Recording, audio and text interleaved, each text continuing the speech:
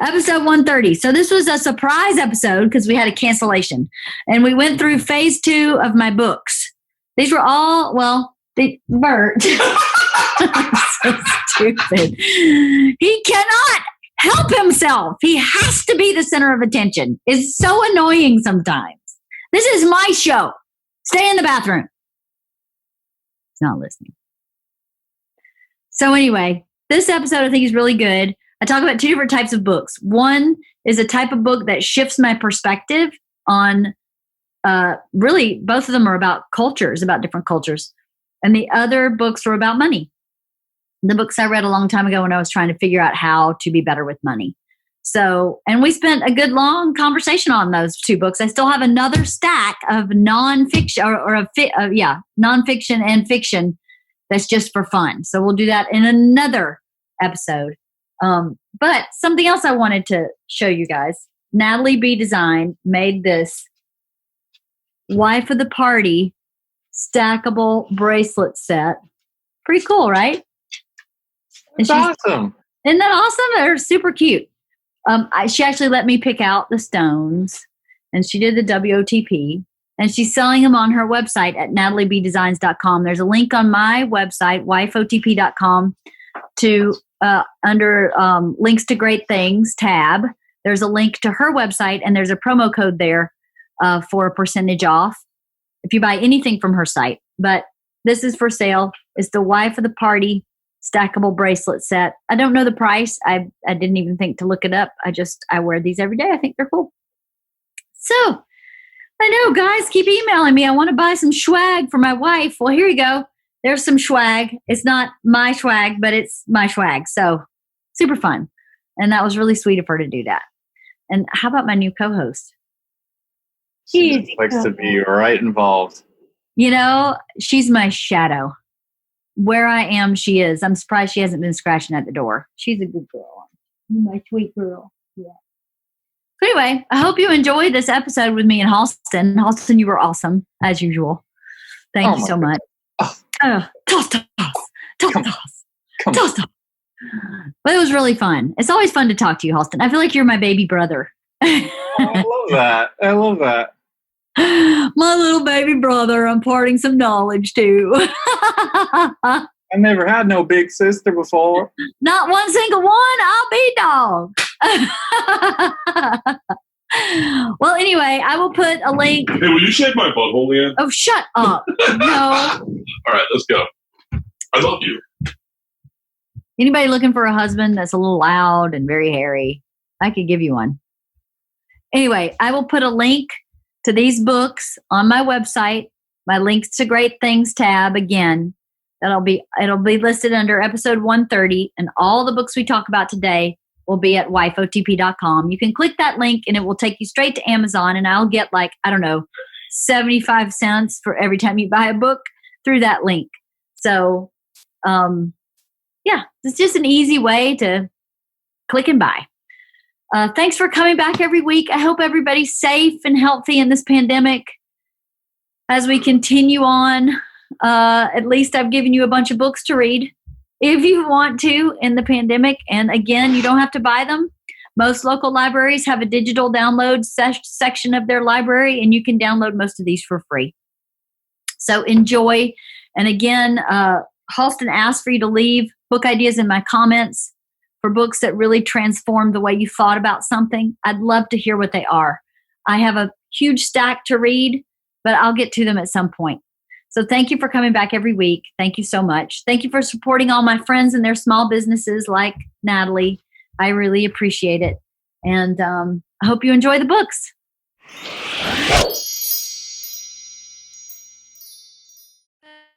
I'm loading up on sugar and caffeine is what I'm doing. I hear you. I got Krispy Kreme delivered. Oh, shut up. They deliver? They deliver on Postmates.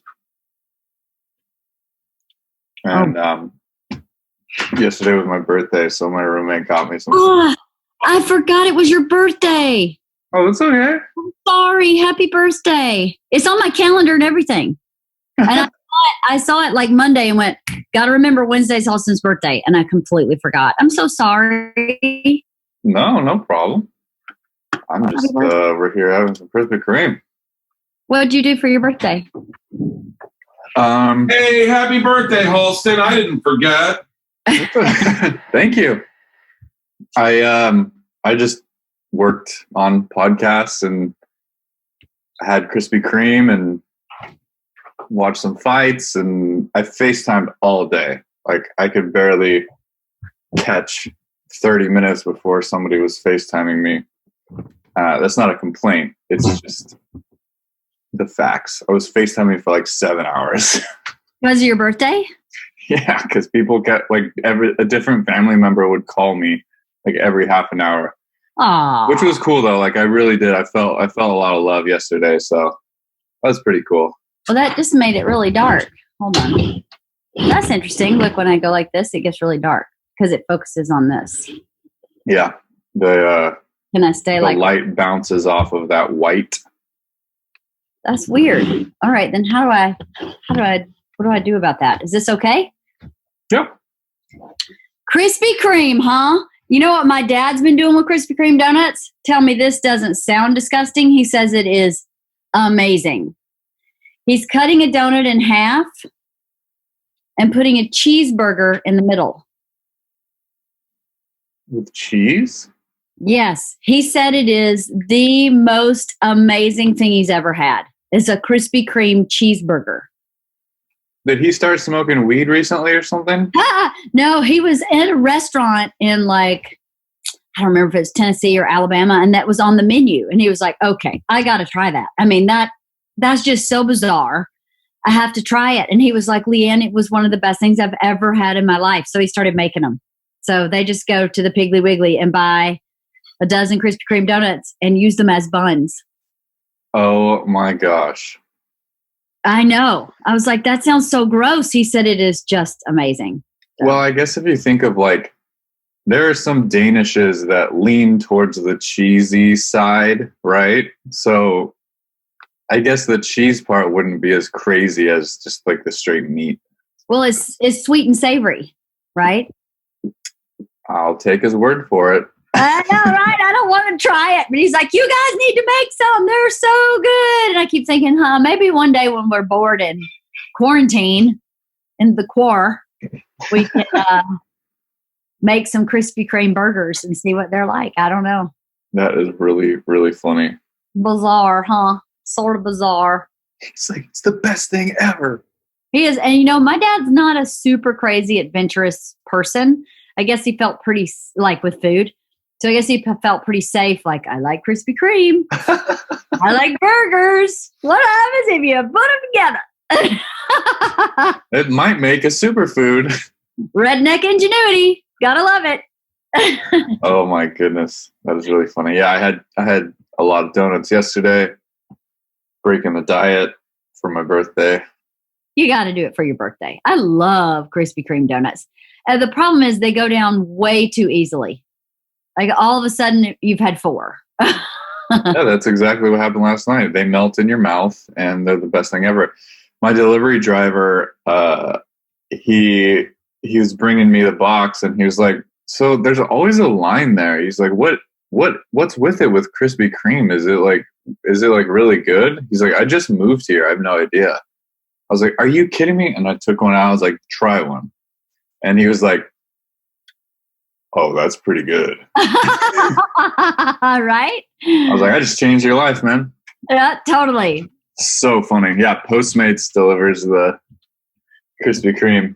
You can also pick up at the window. When, what day was it? Oh, Father's Day.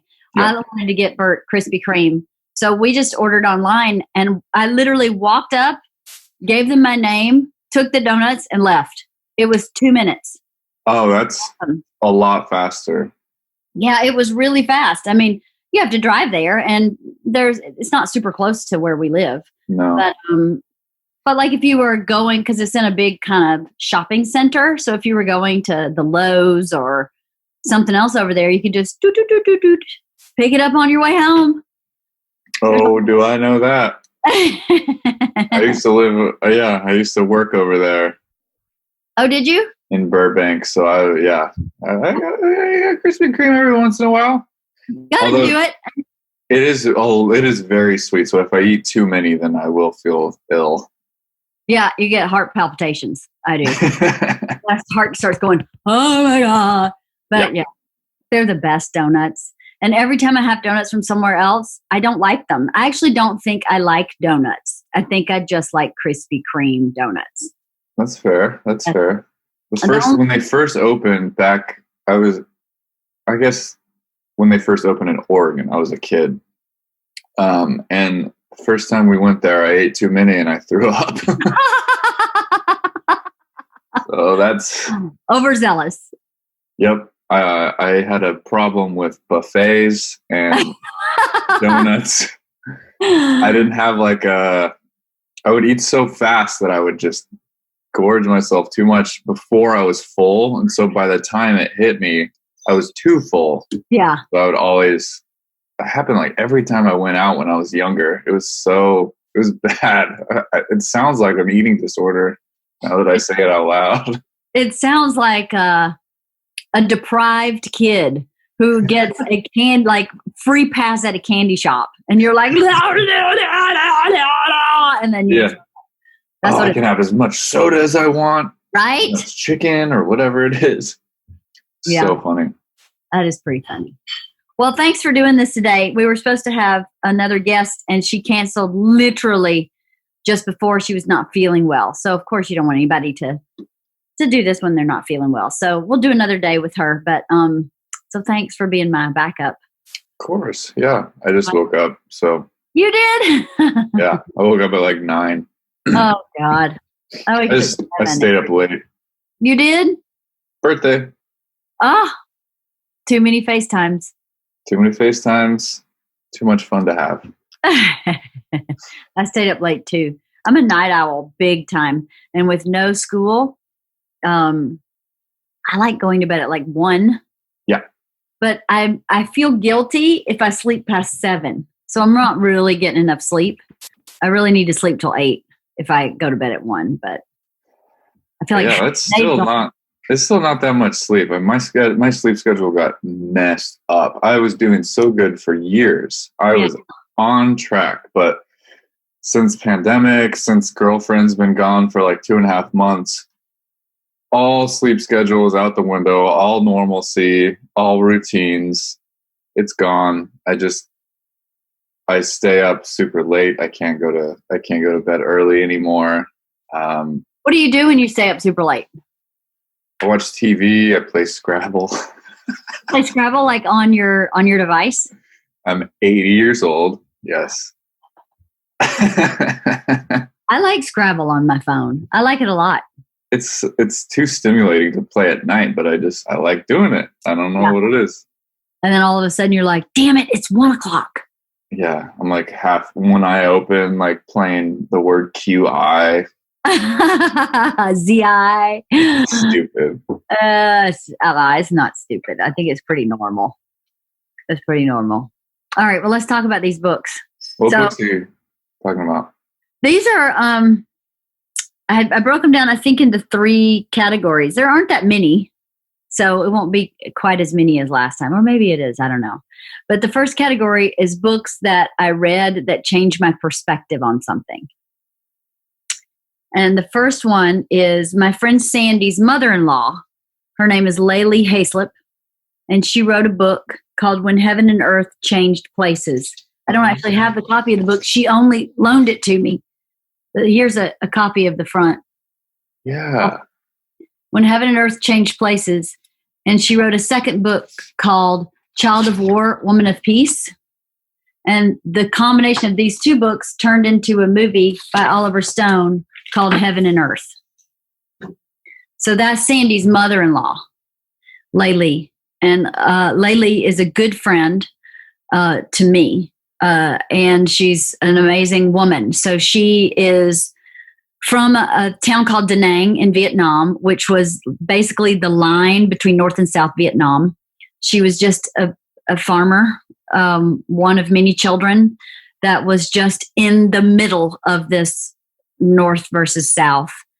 her experience in the Vietnam War was insane. I kept reading this book going, I can't believe I know this person. And I can't believe this person is upright walking around talking to people. Like, she suffered rape, torture, interrogations. She had to fight against her will for, I think, the Viet Cong, and then for the Republican Party in Vietnam. She fell in love with her boss when she was very young. She got herself to Saigon and fell in love with her boss, who she was cleaning house for, and had a baby out of wedlock, which was unheard of in 1968. And the conflict was still going on. And then she had Tom with an American, and it's just an amazing story. So if anybody's seen the movie Heaven and Earth, this is the book, or these two books are the books that movie was developed from. But I learned what I learned in school about the Vietnam War and nothing more. I had no interest in learning about it. I have very few relatives who were affected by it. I had one uncle who was my favorite uncle. He wasn't really a real uncle, but I thought of him as an uncle, who was in Vietnam. But other than that, I didn't have any family members that were affected by that war directly, not really. So I didn't have any real reason to learn any more about it. And then when I met Lee and found out who she was, I was like, wow, I would love to read your books. And I just was blown away. I was blown away with how much I didn't know. And my uncle, who was in the Vietnam War, was a Green Beret, and then ended up working for the CIA after he came back to America. And her disdain for the CIA is so strong and palatable and I didn't understand it until I read her book. And then I went, got it. They were not cool to her people, who most of her people just wanted to be left alone. They were just farmers. They didn't want to be in this conflict. They didn't understand it. And it ripped their country apart. And, I went to Vietnam with Sandy. This September will be 2 years ago. And I have to say, what an impressive culture of people to have had this happen to them over and over again, not just by America, but by the French and by the Russians and whoever else decided they needed to go in there and take over and run things. They were the most gracious people. I went to the museum there of the Vietnam War, and they displayed such a balanced, fair experience. Like, there were photos throughout their whole museum of Americans in pain. So I thought, they have no reason to show that this was painful for everyone. They have only the reason to show that this was painful for Vietnam, and which was kind of obvious. And I just was so blown away by their culture. And Lee is an impressive human. After she came to America, she was a foster mom to many, many, many Vietnamese boys who were displaced and in America after the war. She worked very closely with, I don't remember which president, but with one of the presidents, maybe Bill Clinton, to get trade open again with Vietnam, which is still a communist country. She went back to Vietnam and built orphanages and hospitals with fundraising that she acquired through her notoriety from this book and movie. And those hospitals and orphanage are still there today. And she still funds them, and she still donates her time to them. She is a stellar human being. And especially after reading her book, I just was like, there's nothing a human being can't survive. There's nothing that a human being can't survive. If she survived all this as a teenager and then decided, I will not be bitter from this, I will make the world a better place, I believe then that every single person has that capacity. So that is insane. That is craziness. And a really cool piece of that is that her son ended up being really successful. Yes. That's pretty cool. All of her sons are really successful. She has 3 sons from 3 different fathers. and they're all really great people.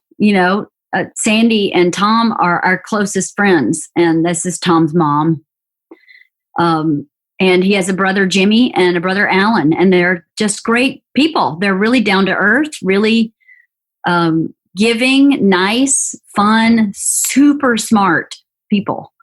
But anyway, this book really changed the way I thought about trauma, the way I thought about Vietnam and the Vietnam War, and the way I thought about selflessness and giving. It just really changed my perspective on a lot of things.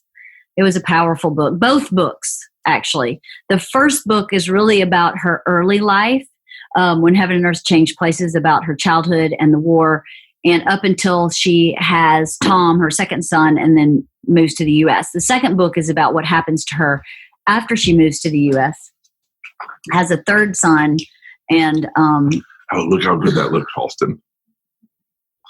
That does look pretty good. Right there. All right, I love you. Sorry. That's okay. So the second book is about, he didn't close the door all the way. The dog's going to come in. This guy is so disruptive. And the second book is about after she gets to the U.S. and how difficult it was. She didn't really speak English. She married a white man. So she's a Vietnamese woman who's in this entirely different country, a completely different culture she doesn't understand, and doesn't speak the language. It's just kind of crazy. And then her relationship with her third husband, and how she tried to survive, how she kind of managed surviving, and not all of it was super healthy. I imagine that she was experiencing a lot of like bigotry and stuff like that. Yes. Because she was Vietnamese in the 60s or 70s, like that. It's not exactly a super happy time for Vietnamese people in the United States, unfortunately. So I can't imagine. Like, there's nothing that I could ever compare my life to in any way close to it. That's just, I have no words. Like, that's just crazy. I felt that way reading the book. I kept going, I don't even know how to process this book. This book stuck with me, sometimes gives me chills to think about what she went through. I'm so proud to know her. I feel privileged to call her a friend. She's a really great lady. So I probably would never have read the book if I didn't know her, which is really a shame. But I was pretty young when this book came out. I don't know any reason why I would have read it when it first was published. So what are they both called? There's called, the first book is called When Heaven and Earth Changed Places by Laylee Haislip. And the second book is called Child of War, Woman of Peace, again by Laylee Haislip. She has several other books. She's written, I think, 6 or 8 books. But these two are just super powerful. Anyway, my first book that transformed me. I actually only have 2 books that came to mind when I was thinking about what really changed my perspective. And the other one is this one I've talked about 8 million times. Rabbit. Wow, yeah. Rabbit did more for me than about the differences. This is going to sound really stupid, and I don't mean it to be stupid. I mean it to be more profound than it's going to sound. Obviously, I know there's differences between being black and white, right? But I didn't really understand a lot because I've been taught and raised in a white community.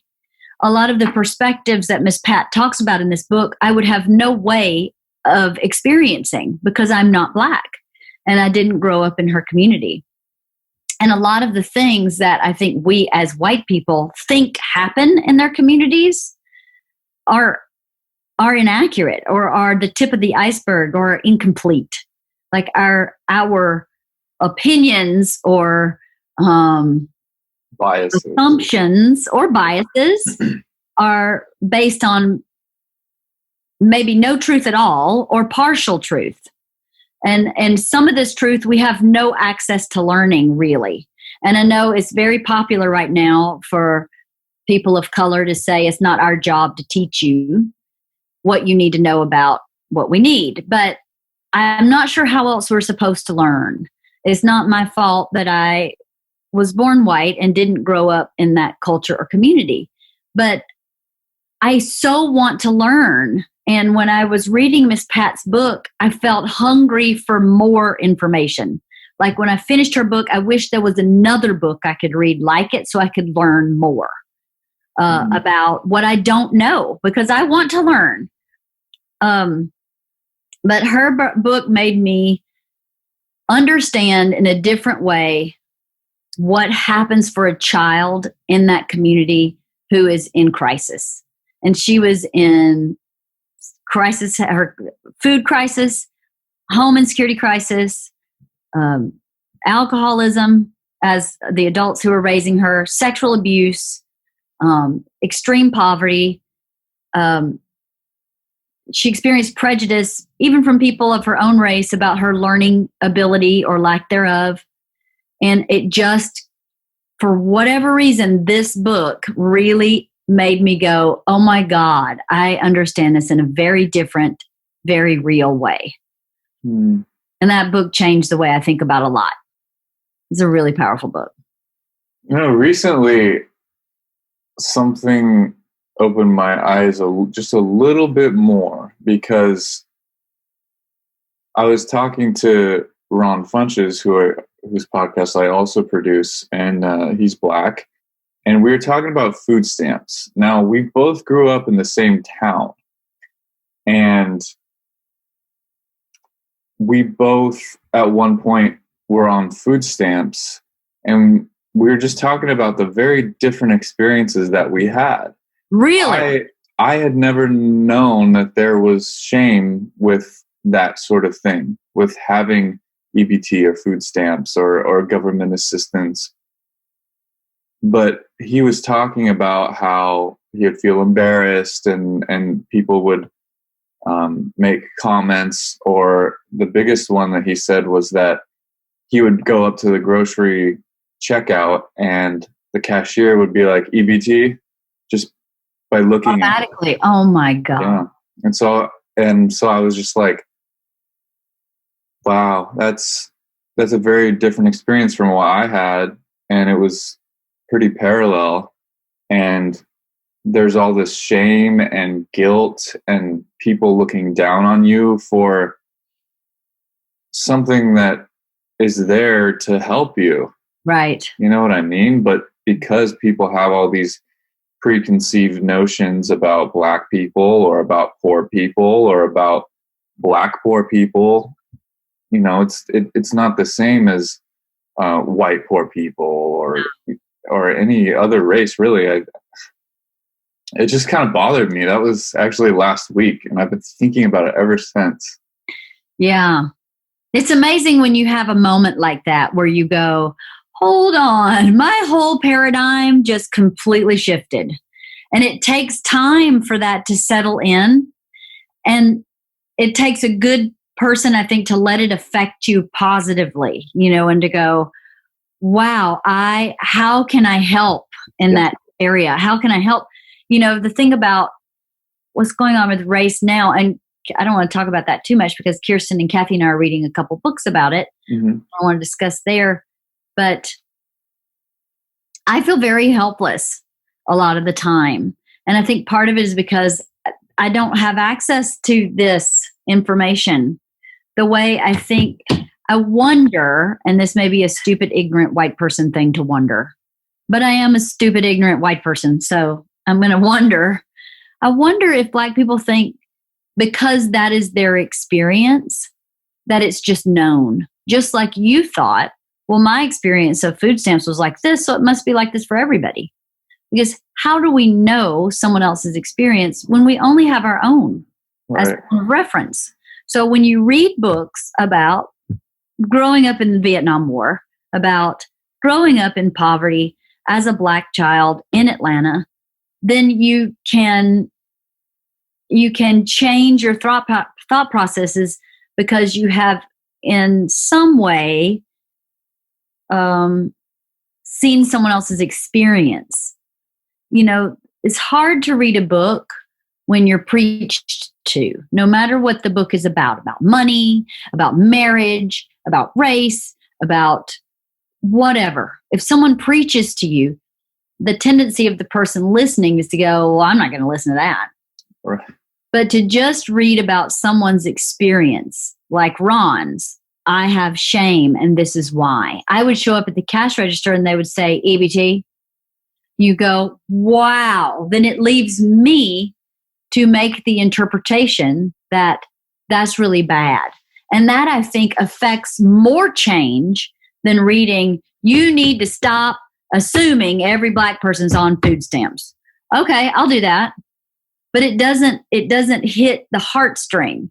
And I don't think that's just a white thing, that a white person needs to have the heartstring pulled to make change. I think that once it becomes personal for anybody on any subject, then you will take that and do something different with it than if someone just gives you information. Here's the information. And then you go, well, what am I supposed to do with that? But if you live vicariously in this book through this person, it affects you differently, I think. Miss Pat freaking knocked my socks off in this book. I know I've said it a million times, and I'm dying to get her on the podcast, and I'll have to read the book again by the time she gets on here. But I guess we could Zoomcast with her. Yeah, definitely. So, see, ignorant and dumb. I hadn't even thought about that. So stupid. Duh. I mean, what's she doing? She's sitting in Indianapolis. I'm sure okay, I'll do that. I'll reach out. I need a producer, Halston. I need someone who keeps me on track. I have too many plates spinning with my husband to keep up with all this stuff. So anyway, those are the two books that came to mind that really made me, that really changed my perspective about something. Really, really changed it. And I feel bad that it was only two. I've read a lot of books. I wonder what more books you can get into. I don't know. I wonder if people know of books in that vein, because I know that there are hundreds and thousands. There's got to be. Yeah, drop them in the comments. Totally. You think LeeAnn should read a book that would absolutely shift her perspective? Let us know. Please. I would love that. I only have a stack like this high of books to read, but hey, I'll get to it at some point. Okay. What's that? You will. I will. I always get to them. The next category is about money. So a long time ago when I was really poor, because I spent a lot of my life really struggling with money, I wanted to learn. I knew that what I was doing was not getting me ahead. I kept falling into the same trap. I kept accruing a bunch of credit card debt and then panicking and having to pay it off and then doing it again. It was very cyclical. I was living not within my means. I didn't figure out I didn't know how to stop that cycle or live in any other way. I didn't know how to grow wealth. My cultural background with wealth is that wealthy people suck, and they definitely got their money by ill-begotten means. And I didn't want to believe that anymore. So I started trying to find books I could read about money, because I wanted to know. My goal has never been, I want to be a gazillionaire. My goal has always been, from I was really young, to just be financially secure, whatever that means. Like if I'm living in rural Georgia, being financially secure is very different than living in LA. I mean, what that nest egg monthly nut looks like is very different. So I never really said to myself, I want to have $8 million in the bank and 3 yachts. I just said over and over again, I want to be financially secure. And how do I do that? How do I not worry? Because what I was doing before is borrowing from Peter to pay Paul. I was constantly moving my credit card balance from credit card to get the zero interest for 8 months, because I'm paying that off in 8 months, and I never do it. I just keep adding more and more to it. And at a certain point, I had to stop doing that. And I did. I just went, you know what? I am not living within my means. And I just need to like pare everything down to some basic needs and go and build from there, and then build my income from there. How do I do that? So there's 3 books that I remember reading and going, and they being part of my process of change with money. And the first one was called Think and Grow Rich. I don't even remember the author. Napoleon Hill, maybe? Yeah, Napoleon Hill. Think and Grow Rich. So this is, again, about kind of changing your paradigm about money. How do you think about money? What is your opinion of money? Because really, to me, what I've learned in my life is that I believe money is energy. And if you put positive energy out, positive energy comes back in every way, in your friendships, in your marriage, in your relationships with your children, in your health, in your money. It's just not just energy, but it is energy. So how you think about what you deserve and how you think about the role money plays in your life is very important. So this is one of the books that I learned how I'm thinking about things and how that affects my money. Right? I love when I first heard you say that a little while ago. I think it was with Leo, maybe on the first money episode. I think it's called Credit. You said money is energy, and that really shifted my perspective. Definitely. I mean, what does that mean? So the more you put into that energy, the more you may get back. That's right. You're smart about it.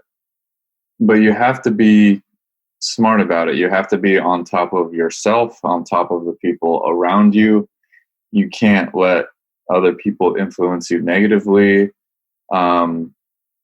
You can't be envious of what everybody else has. Everyone's version of that energy is different. Mm-hmm. Yeah, so that definitely shifted my perspective. And I got a credit card, and I started using credit card as a tool to give me free things. Mm-hmm. And it's absolutely worked.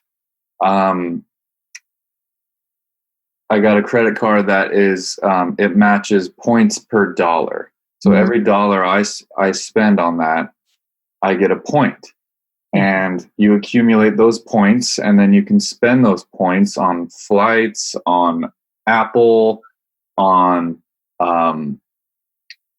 gift cards for anything. You can shop directly on Amazon through your credit card app, just things like that. And it's like, that's straight up free money. I think right now I have over $600 in points that I could spend, and I'm just kind of waiting to see. The biggest thing was flights. And then that credit card as well has like 2 times travel points. Mm-hmm. So if I book a flight and it's $600 and I get 1,200 points, and that's just like a lot of free money that I was just leaving there. And I'm not using the credit card as something to help bail me out of anything. Right. I never had a credit card before because I was petrified of them. Right. I had negative energy attached to credit card debt.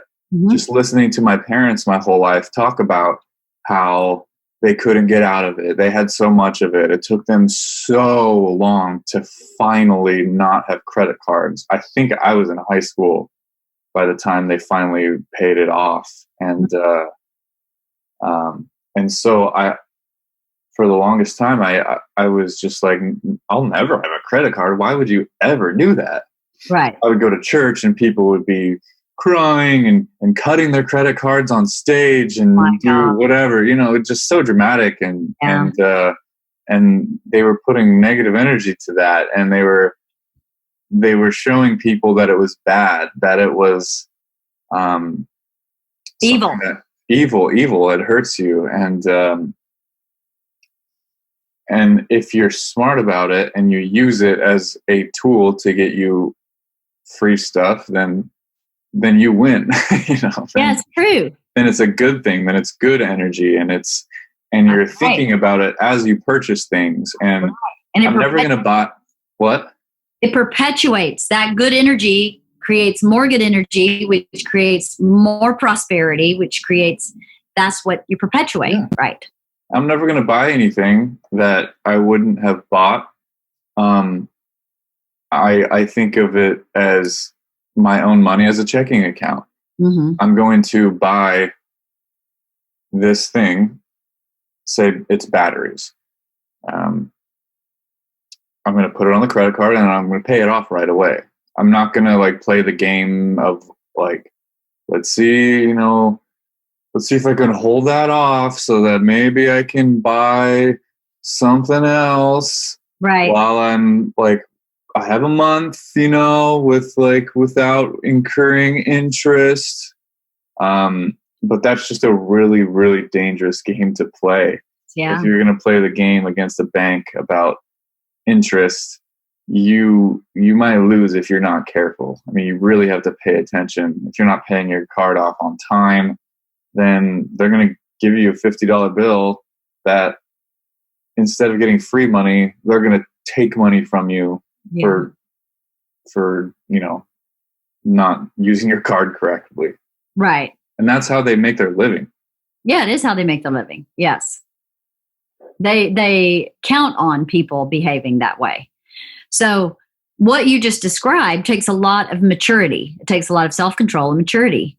And sometimes I think self-control and maturity comes from perspective, right? So if your perspective is, I worked my ass off this week. I deserve a new pair of shoes. That's $200. I can't afford them, but I deserve them. But if you can't afford them, do you deserve them? I don't know. I think you have to figure out your perspective on that. And to me, I think my perspective shifted when I stopped being afraid of money. Oh my God, I'm not going to make my bills. Oh my God, I'm never going to pay this off. Oh my God, I can't believe I'm out of control again. Oh my God, I'm never going to get out of this debt. All that's fear-based. And at a certain point, you have to you're in control of your life, FYI. You're in control. So you get to say, no, I'm not buying the $200 pair of shoes. You know what my treat's going to be for working hard this week? I'm going for Froyo. That I can afford. And it's a treat. It's still a treat. So when you shift your perspective, like, yes, you deserve the shoes. As a human being, you deserve whatever you want. I do subscribe to that also. But there is a context in which that is actually true. So I can't say right now I deserve a Lamborghini. I could sort of afford a Lamborghini, but I don't really, that doesn't make sense to me financially, because the money I would spend on that Lamborghini, I could put into my business, or I could put into my college fund for my kids, or I could put into my retirement. And to me, that choice is positive energy that begets more positive energy. So once you stop that kind of self-indulgent thinking about what your money should be doing for you and start the thinking of caring for yourself with this energy. How do I care for myself with this money that's coming in? Caring for yourself includes having a savings account. So when we're in a pandemic, you have some money, and having a retirement fund, and having your car in working order so that you can continue to make money because you can go to work. Like, perspectives are so off on what money's supposed to do for you. It's not supposed to buy you the $200 shoes. If you're in a place where you can afford that and all your other ducks are in a row, rock on. You got all your bills paid. You got your retirement funded, or it's on the way, even if you fund it every month, whatever. If you've got some savings in the bank in case something happens like a pandemic, if you've got all your ducks in a row, then you go, yes, on those $200 shoes, no problem. But until you have your ducks in a row, your reward should be investing in yourself by taking care of those things.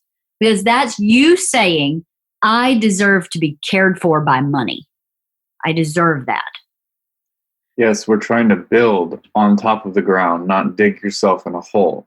That's right. Buying the Lamborghini would dig yourself in a hole because it's not helping you really in any other way except for letting people know, I have money. I have money.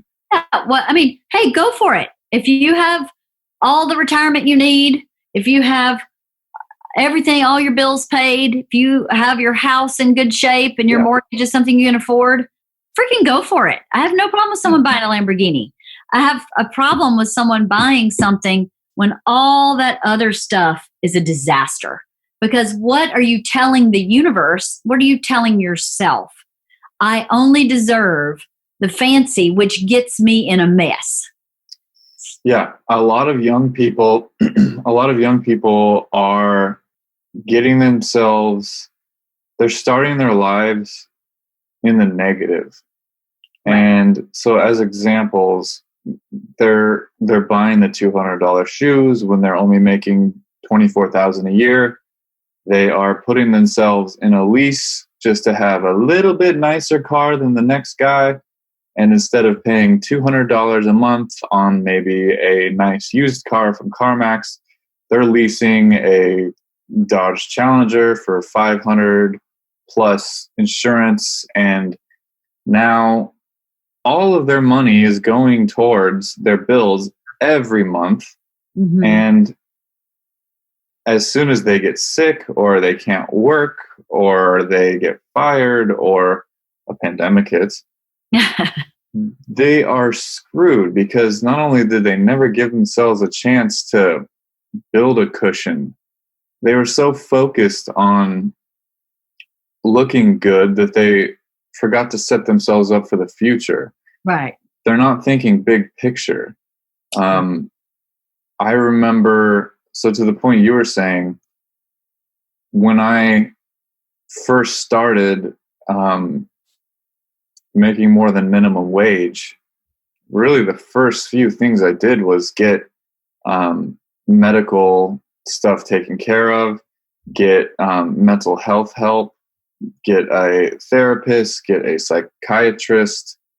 I needed to get that in order first. And it's not cheap. I mean, unfortunately, even with insurance, it's still like $150 a session for a therapist and the psychiatrist. It costs money to do that. I don't know, $50 a session. And then on top of meds if you need them. But I knew that I couldn't create the energy of building money unless I had that handled first. Right. And I was able to do that because I did not have the habits of buying expensive things. I had the habit of investing in myself. I had the habit of buying recording equipment so that I could learn more skills and tools. I had the habit of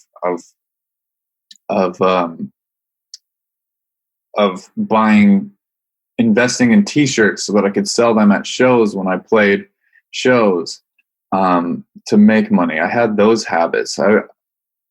I looked at other people around me and I was like, this is wrong. Yeah. You shouldn't be delivering pizzas in a super nice car. Right. That doesn't make any sense. Right. And those people are still there. And I was driving around in a beat up little Mini Cooper that I could barely fit in because I'm 6'5". And I was fucking killing it, man. You were unfolding to get out. Yeah. It's your pizza. Yeah. So you have the right perspective. I think a lot of people are taught and brought up with the perspective of let's go to Europe for a month and then default on our lease. Drives me nuts. And you go, how is that caring for yourself? Why don't you do a European tour via movie festival and save your money and go? You know, when we bought we were just talking about this last night. We were so lucky that I don't think Bert learned any of these lessons, but I started trying to learn these lessons in my 20s. And we've always lived below our means. I've always said, if we can't afford rent in this town, we can't afford to live in this town. So we need to, in this house that we bought, we need our mortgage to be just about what rent would be so that we have a place that we can afford. And if we can't afford this, we can't afford anything. And then when we decided to buy this new house, we knew we wanted to buy something we could remodel. So because of the podcast studio, we wanted to make stuff our own. And we did not buy this house until we had the money to remodel it and the down payment in the bank, which takes patience, perseverance. It takes determination. It takes some focus. It takes you having your eye on the prize that's far away. We started looking for this house 2 years ago. And that's when we started saving to remodel because we had a feeling it would take us a while. And we thought, even if we get half of our remodeling expenses in the bank, that's great. We have a goal to get 50%. And if we can have more than 50%, awesome. And if we have what we think is 50% and it ends up being 100% and we get to put some back in the bank, awesome. But we're not going to bite off more than we can chew. And when this pandemic hit, we pushed pause and we went, hold on. Let's make sure we're taking care of ourselves first before we dive into remodeling this house. Take all that money we've saved for this house and spend it, and now have no income for a year. And now we have to sell this house or that house and get ourselves in a mess. So we really paused and said, again, how is the money working for me? How am I making this work for me? And you can do that on the smallest scale. It doesn't have to be 2 houses in LA. It can be about that RV that you've wanted forever, that's used, that you buy on Craigslist. You make sure that you have the money to do that all the way before you do it, before you start shopping for it. Because if you do it and then you get in it and you're in a mess, you're going to lose it anyway. Yeah. I'm so scared to buy anything. Are you? It is scary when you start. It is very scary. First time I bought a car, I was like, there's no way I can afford this car. But you do. I have a little bit of hurdles to get over, I think, but I don't think that's a bad thing. I think it's okay to be really skeptical because I'm still observing in a way. I'm still like thinking about, okay, what does it look like for me to lease a car? I don't know. It scares me, but I think I need a new car because I keep getting these notices in the mail about safety recalls about my current car. Oh, there's been like 5 or 6 of them, and so I'm like, yeah, you may need to. Maybe I should do that. Currently, I'm not driving at all, so I'm good to go. But yeah, I'm a little scared to really spend any money that way. I'll buy a laptop though, so that I can work because that makes more money and better. Yeah, I have no problem doing that. But yeah, when it comes to buying clothes or I'm the worst. Car, yeah, I have no idea. But it's not a bad problem to have. I'm not complaining. It's just something that I'm not used to. Right. Yeah. Oh, by the way, your goal of trying to find a house that was close to rent is crazy. And it's crazy that you found it, right? There's no, I know what rent is here. I have an apartment. I know what houses cost here too. And it's double. And the fact that you found one 12 years ago is really freaking cool. Well, you know what? This is what I believe. This is my hooey-fooey part of me. I believe you manifest what comes in your life. And I flippin' manifested this house. I visualized a house in this price range, and it took me a long time to find it. And I was willing to wait. I have done this over and over and over again. When I lived in New York City, apartments in New York City are ridiculous. And I was like, I want to pay $600 or less for a 1-bedroom apartment in New York City. That's what I want to pay. People kept telling me, doesn't exist. And I kept going, but I know one person who has that. So it does exist. How do I find it? So I hired a broker in New York, which is pretty standard. And I told him what I wanted. I wanted a walk-up apartment. I wanted it on the Upper West Side. And I wanted it to be $600 or less. And that guy found me a 1-bedroom apartment, 2nd floor walk-up for $550 a month. Wow.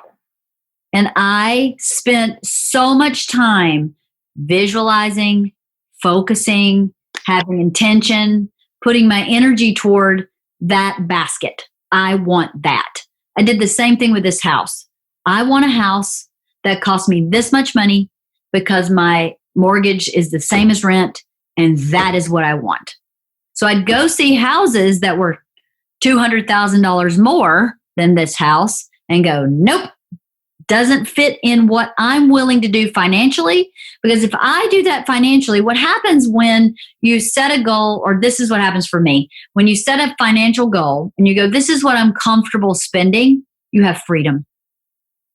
If you say, I want to spend $200 on a house, and I spend $200 on a house, I'm free. If I want to spend $200 on a house and I spend $400 on a house, I'm trapped. Now I'm a slave to that mortgage, and that is not freedom. And I am not interested in anything that makes me feel not free. I'm not interested in that. I never have been.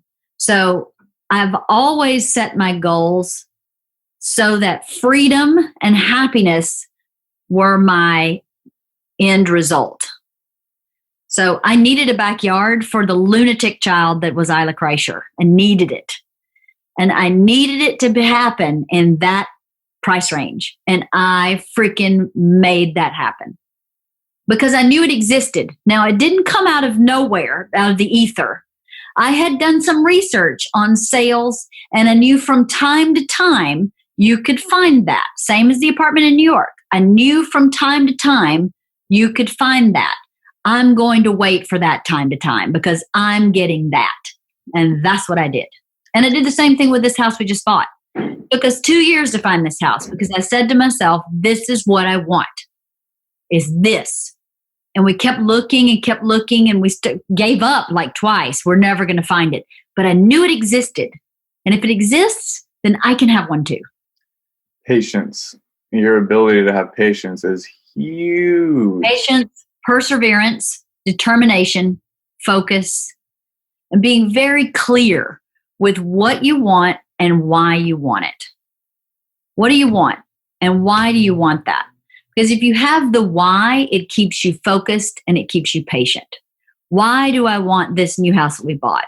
Because I don't want anybody else coming in my house that's podcasting with Bert that I don't know using my bathroom in my house.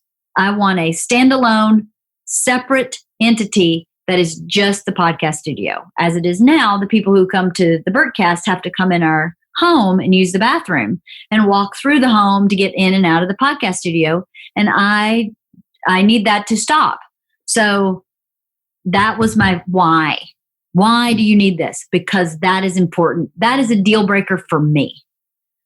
I don't really want a separate room that has its own entrance. I don't really want that. I want a separate entity that can be hedged off and I don't even see the people walking over there.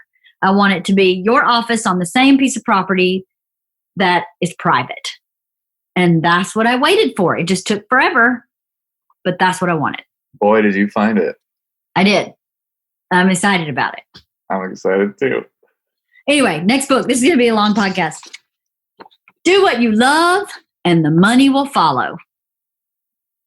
Boy, do I believe this philosophy. Marcia Centaur is who wrote this book. And a lot of these books are really old because I read them a long time ago. And I haven't really read books about money in a while. But except You Are a Badass with Money, which was a really good book also. This book, I use this thought process all the time, even with Bert, where If you do what you love, you will bust your ass. If you love selling life insurance, you will be the best life insurance salesman on the planet. Now, sometimes, like when I was trying to be a writer, I waited tables. My perspective was gratitude toward that job because that job allowed me to do what I love. And the money started coming, right? I started making money as a writer. It wasn't really enough to sustain me, but it doesn't say do what you love and you will be rich. It says do what you love and money will come. So sometimes we're lucky that Bert does what he loves and it sustains us. And sometimes you have a job that sustains what you love and money starts coming from what you love. But it may be that you have to have both at the same time. Yeah. Begrudging the job so that you can do what you love is bad energy. Why? Yeah. Be grateful. Be happy there. Do something that's in your skill set. I was a phenomenal waitress because I love talking to people. I love making people happy. I'm really good at thinking about 4 or 5 things at the same time. And I work at a very fast pace. It was a perfect day job for me. Perfect. So do that. Find a perfect day job that supports you to do what you love, which for me was writing. It was a perfect thing. So I never begrudged my waiting tables job because I knew, I wouldn't say never. Sometimes, of course, I didn't want to go because sometimes you don't want to go to any job. Sometimes you go, oh, I just want to stay in bed today. I'm not a perfect person. But for the most part, I showed up to that job grateful because I knew that it allowed me to do what I love and the money started coming. And Bert is a perfect example of that. He started the Birdcast and did it for years with no monetization. And then all of a sudden it's monetized and the money came. Such a great concept. And it keeps you from being unhappy in your job. I think there's so many people who go, I should be an accountant because that's a stable income. You'll always need accountants. That's what I'm going to do. And they don't enjoy it. Why? What's the point of that? Do what you love. The money will follow. Yeah, and the gratitude piece is huge. Huge. In my personal experience, when I'm not grateful that money was not coming, that energy was being blocked, right? Yeah. I was so frustrated with my day jobs and feeling like I was better than that, or that I deserved better, or I'm this, I'm that, I shouldn't be here, I yada, yada, yada. So many different excuses. But then I started listening to Gary Vee, and he preaches about gratitude is pretty much the main thing. Gratitude and enjoying the process of what you do. Otherwise, you won't be happy. That's right.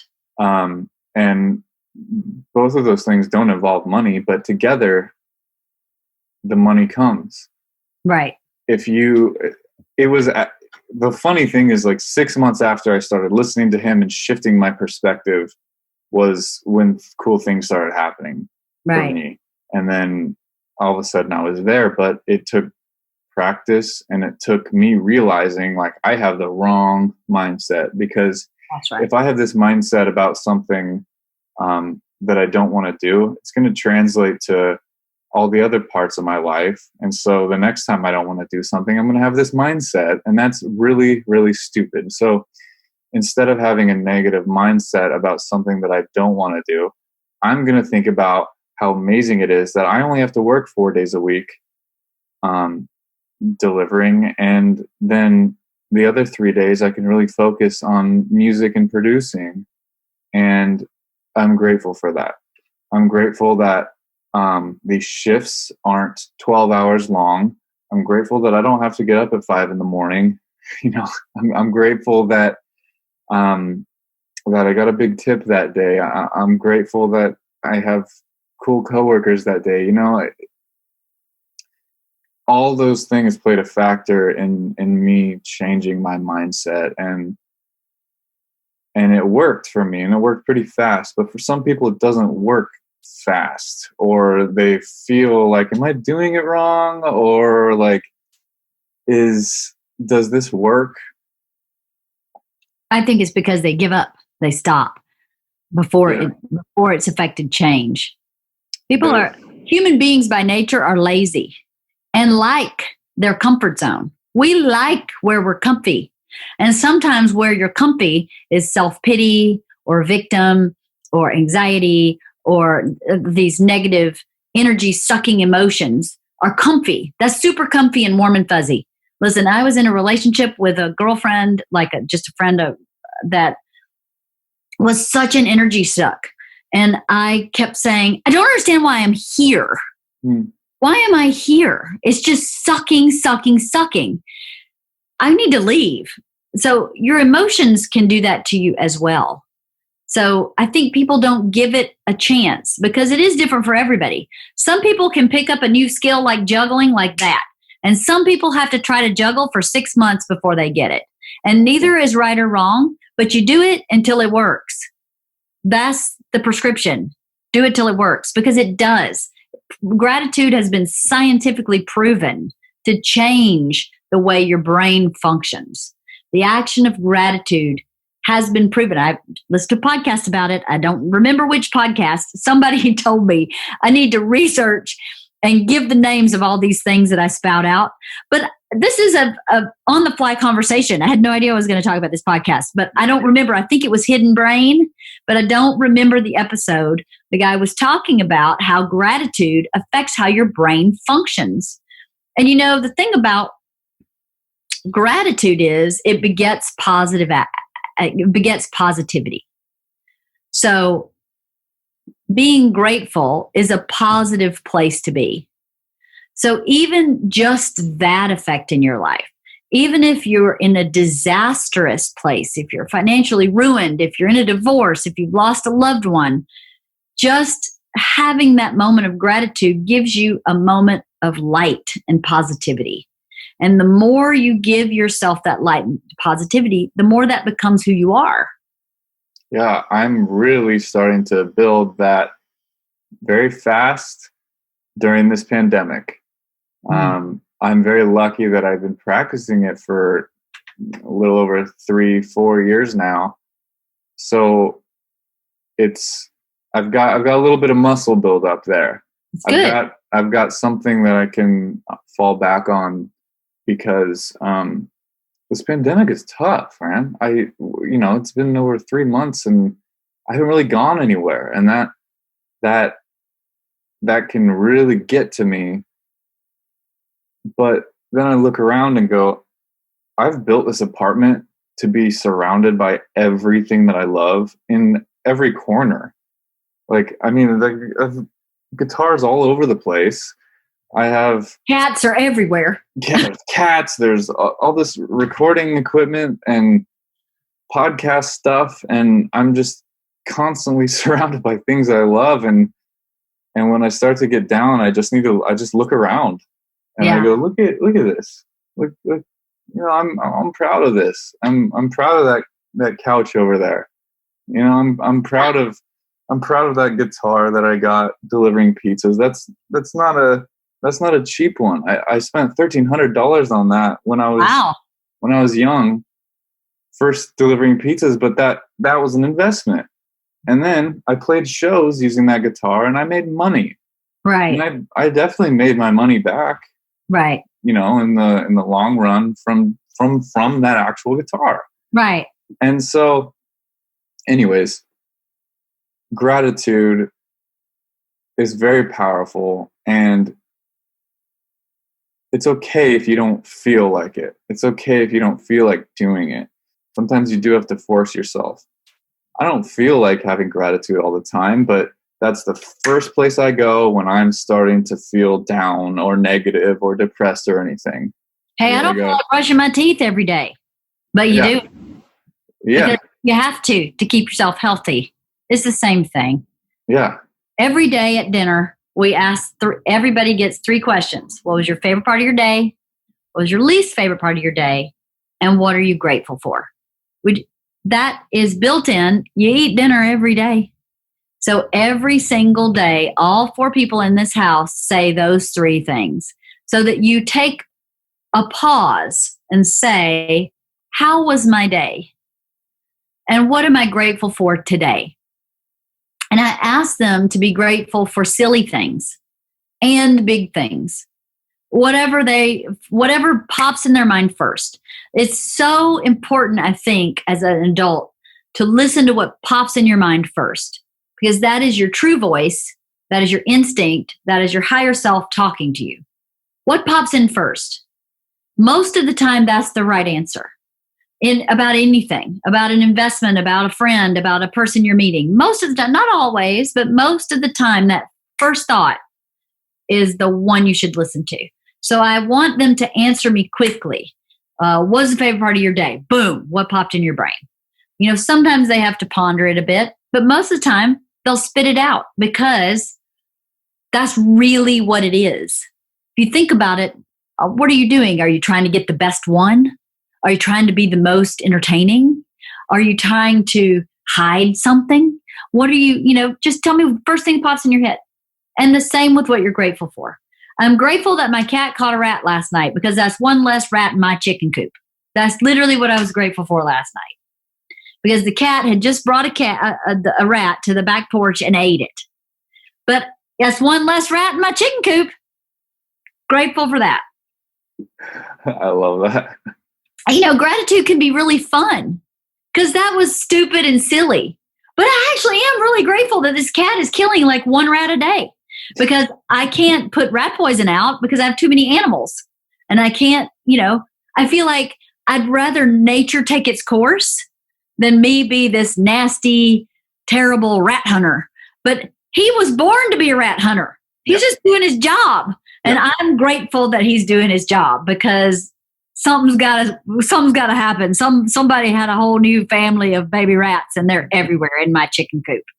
So why can't you be grateful for that? It doesn't have to be earth shattering, Yeah. That's how you build the muscle like you're talking about.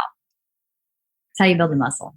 Yeah, I'm grateful for air conditioning on a daily basis. Exactly. Because I have been in an apartment in LA in 115 degree weather with no air conditioning and you can't sleep and then you have no gratitude for anything because you're angry and sleep deprived.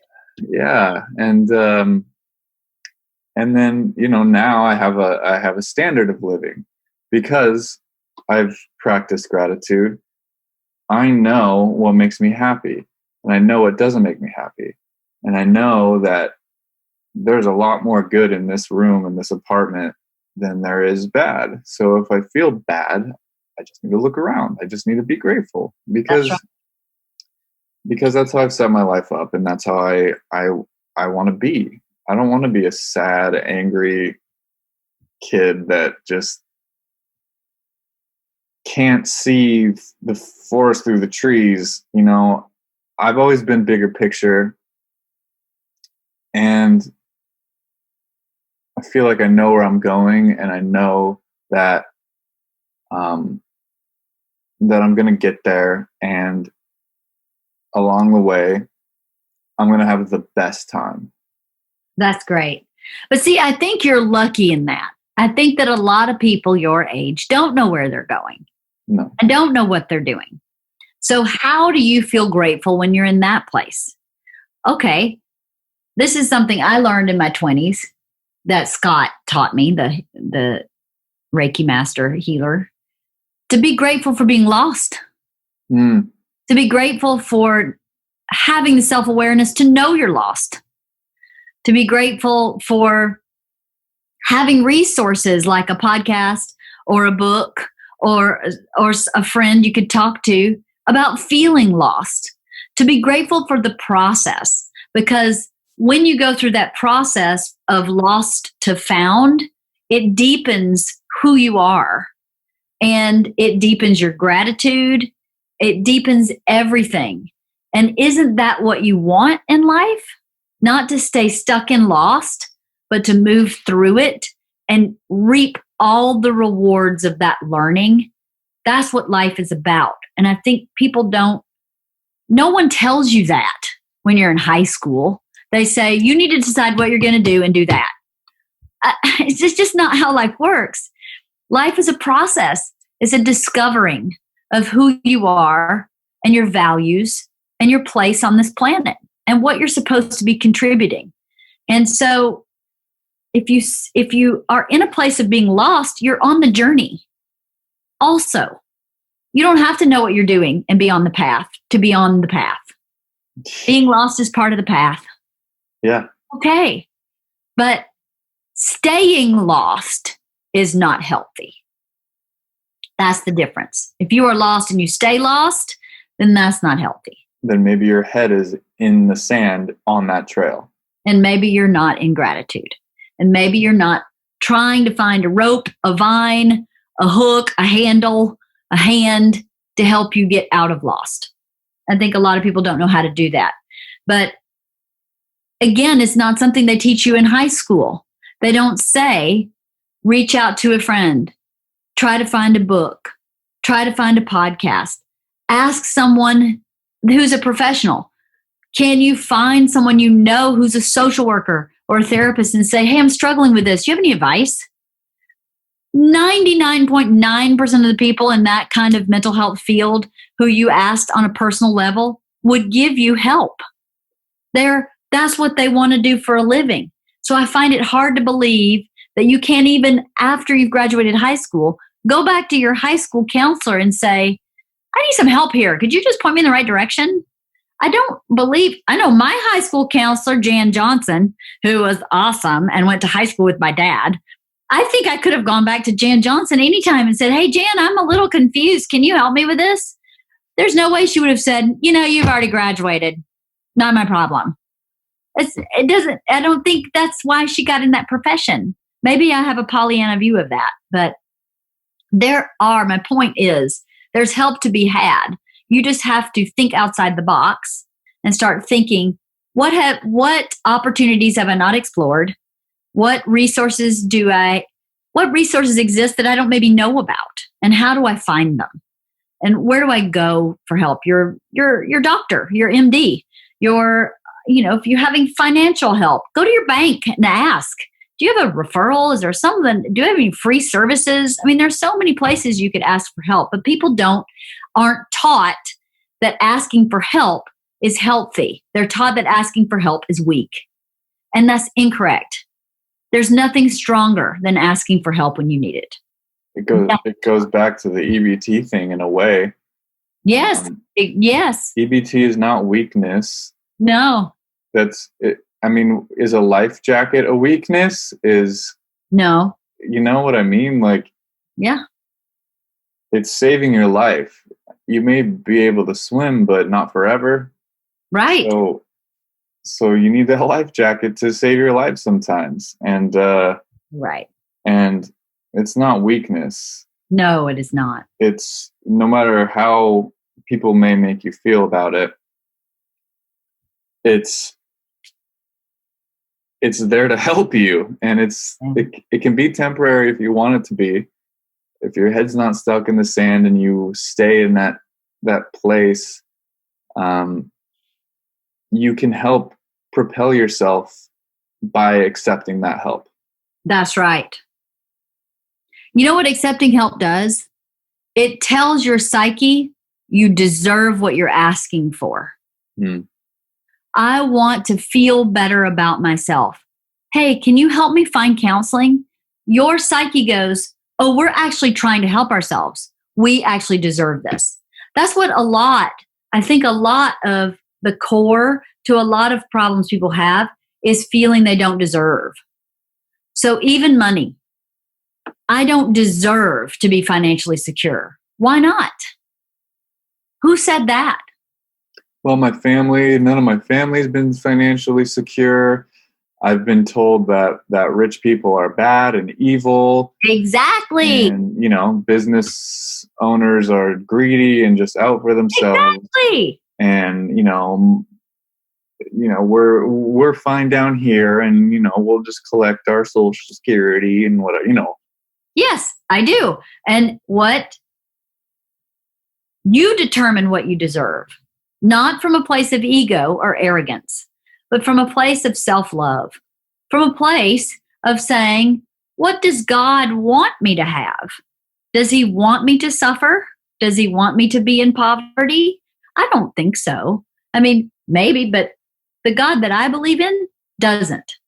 Wants you to shine the brightest you can shine in every facet of your life. So if that is what I believe, and when I started believing that that's what the higher power really wants for you is to maximize your full self, then you have to start believing you deserve to receive love, money, success, accomplishment, family, whatever, sobriety, whatever it is that you feel like you don't deserve. You have to start turning that around in your brain. Yes. Next book, you ready? Rich Dad, Poor Dad. Boy, this is an oldie but goodie. Rich Dad, Poor Dad by Robert Kiyosaki. Robert T. Kiyosaki. So I don't even know how old this book is. 100? I don't know. Not really. It was written probably in the 80s. But I tell you what, as someone who grew up blue collar, that book was really enlightening because he really just juxtaposed, this is how this culture thinks. This is how this culture thinks. Do you see why one is rich and one is not? Mm. And it just kind of broke it down in a very logical way where you would go, well, that's stupid. Why would I ever be like that? I'm going to be like this guy who's rich because that's super simple. And, a lot of the stuff was highly practical. Like rich people own a car for 8 years average. I was like, I can own a car for 8 years. That's awesome. Done deal. So rich people actually clip coupons. Rich people maximize their money by using a credit card the way that they can to benefit themselves instead of using it to get themselves in a hole. Such a great book. And I know it's so old. I hope nobody's laughing at my old books, but I remember reading that book going, I'll be damned. I'll be damned if he doesn't know what he's talking about, that this group of people who don't have money think and behave this way. And this group of people who have money, I have no experience of. I have no way of knowing how they think about, talk about, or process money because I wasn't raised in that culture. It's the same exact thing as Miss Pat. I wasn't raised in that culture, so I don't understand how that culture works. How are you supposed to understand it if someone doesn't write a book and go, I think you probably grew up like this, but this is how rich kids grew up. What can you take from this idea and apply to what you live and make your life better? It was just so helpful, that book. That book was from 1997, so it's not that old. But I thought it was a lot older than that. Sorry. I looked it up. But no, I didn't know any rich people. Well, I didn't know any rich people. I didn't know. I don't have any rich family members, I don't think. No. It's not that I know of. I didn't know any until I moved to LA, probably. I mean, in the military, no one's rich in the military. So I had to learn by listening to podcasts, by listening to people talk about how they use it. And rich people are just poor people who save money. They just have a different perspective about money, what money's supposed to do. Yeah. I think they have a different perspective about the role of money in their life. And they have less fear about money than people who grew up in scarcity. And I understand why scarcity creates fear. But sometimes that fear is either not real, it's perceived, or it's based on old paradigms that can be changed. So fear doesn't have to be the motivator for money. So I think fear is a motivator for money. money causes so many problems, people believe. Look at how crooked people with a lot of money are. That's a problem. You have an ethical, moral problem. Then if you become crooked because you have money. So just avoid having money. Well, that's stupid. Just avoid being crooked, right? Yeah. Why can't you have money and be a really good person? You can. So, but that perspective is not super apparent when you are someone who grows up with scarcity around money, because then it makes you feel better. If you think about it, it's a great coping skill to say, we don't have money, but we're also not evil.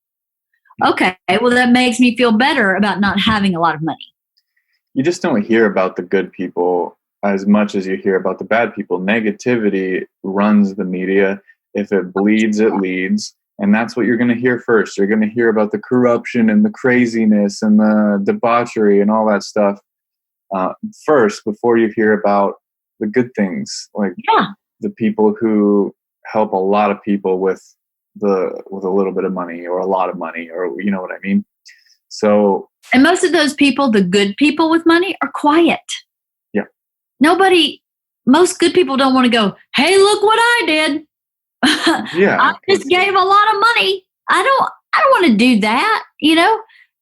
I've never been interested in tooting my horn about being generous.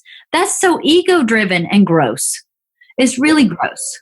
Yeah. If that's your goal, then maybe you need to reassess. Then maybe you're bad with money. Maybe you're the evil with money. So you're right. You only hear about the negative because that's the only thing that's newsworthy. And usually anybody who is like that is doing it maybe for the wrong reasons, for ego, for status, for, something very superficial. That's so interesting that you say that someone who donates just to get the attention for it is bad with money.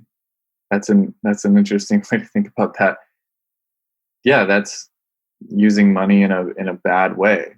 Is it the worst thing in the world? No. Is it going to hurt anyone but yourself? Probably not.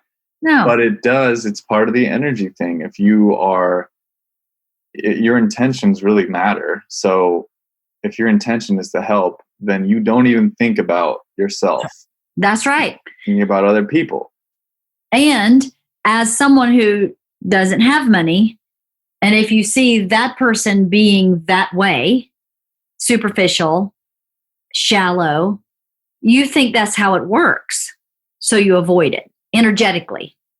Obviously, we're like, of course I want to be rich. But it's different in your subconscious. Your subconscious doesn't always believe that. They believe that's bad. No, that's bad. And until you can, again, the Rich Dad, Poor Dad lays out examples of real things that happened. I don't know, for me, I learn better when I read about something that someone else experienced. You go, oh, okay, well, this kid's experience of money was this, and at the end of the day, they're a really good person. So then that makes sense to me. Then now maybe I can have that same experience as an adult.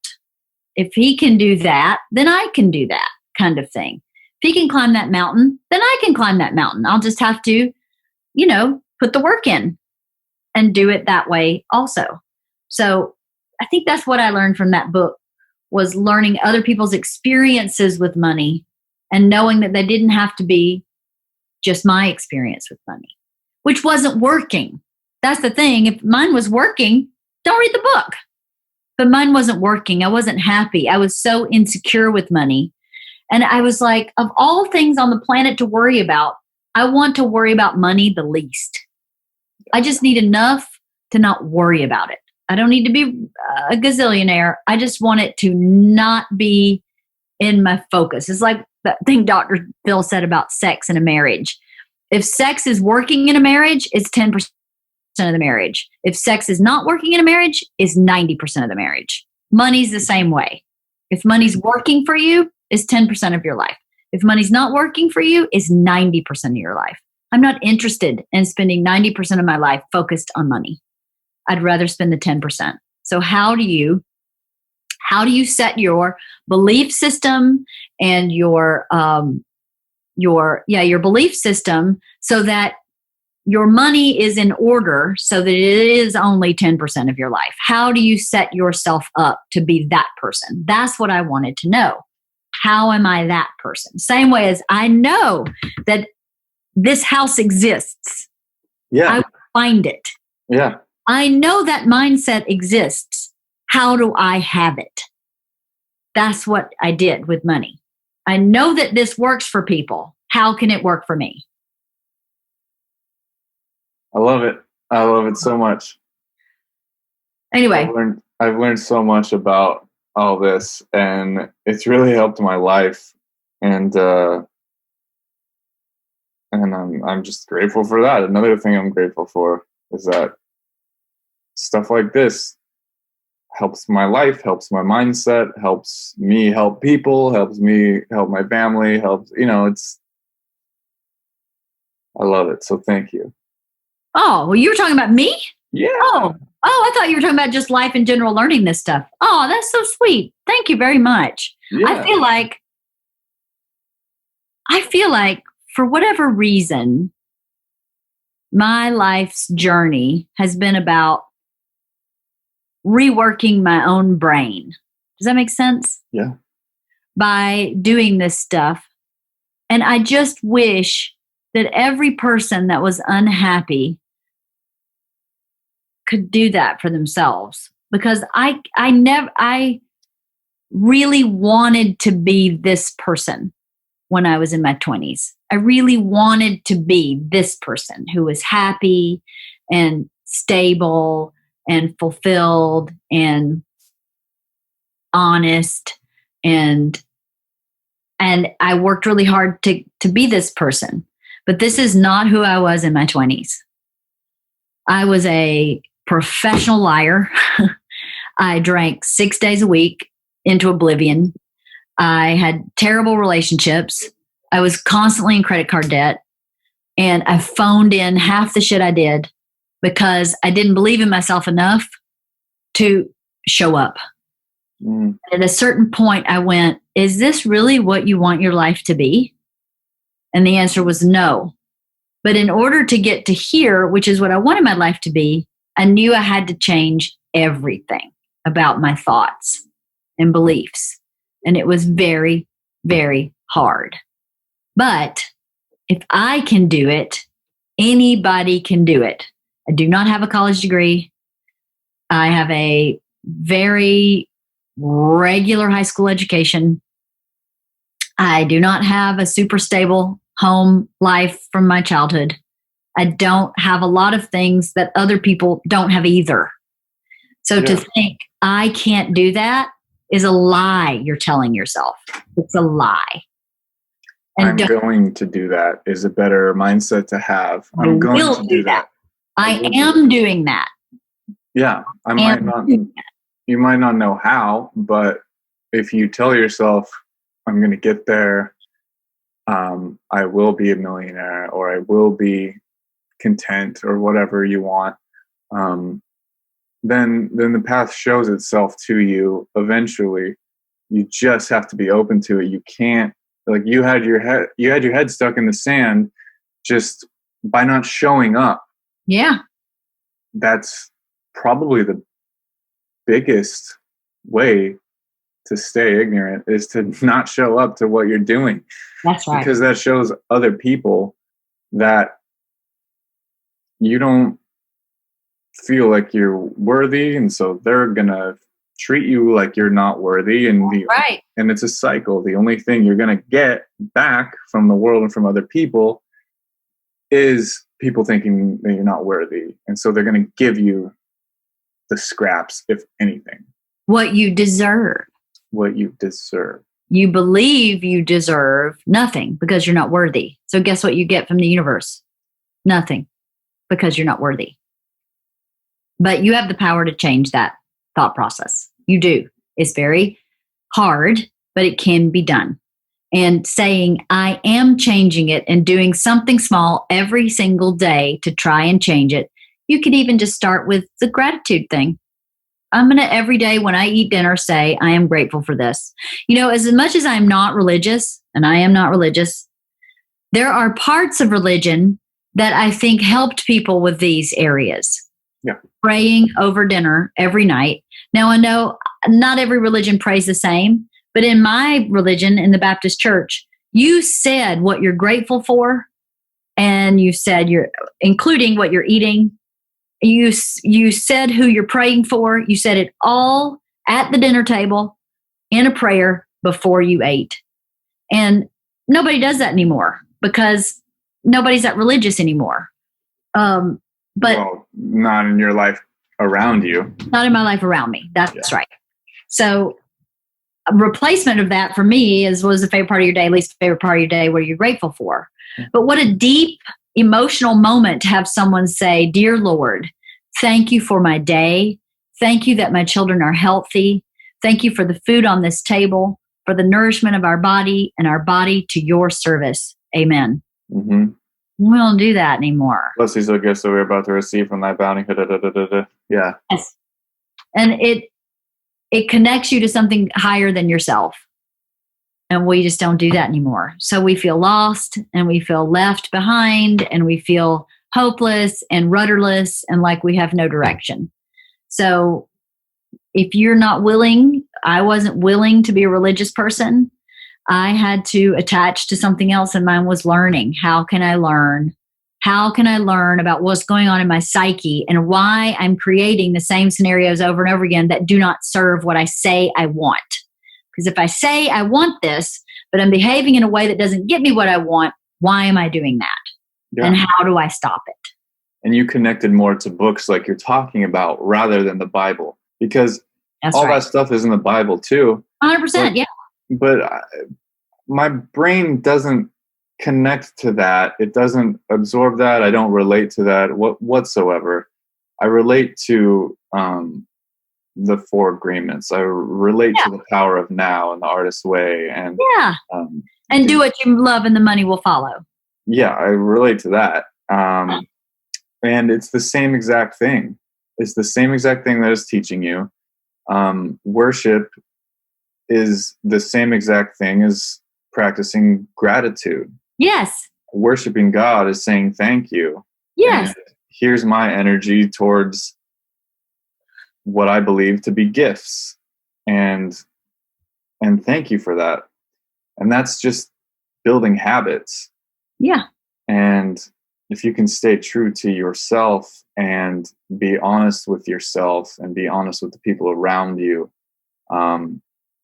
then it's going to shift your perspective on everything. Yes. And in turn, money might come. Lots of things will come. Love, money, happiness, fulfillment, family, that Dodge Charger. If you're not careful, you'll end up with the car you love because you've got your ducks in a row. Yeah. So it's tithing.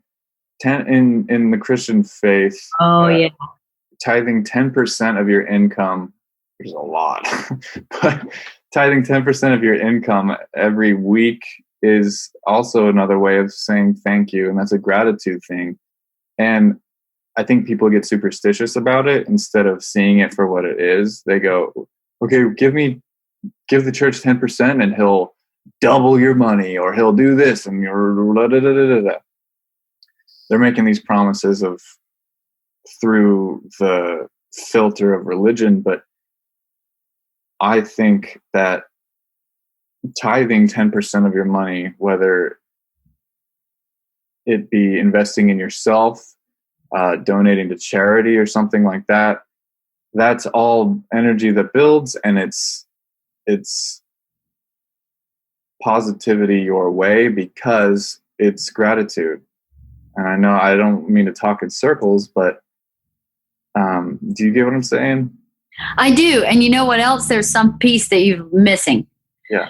When you give 10% or whatever your percentage is, 10% is just more than you can do. Give 1%. Yeah.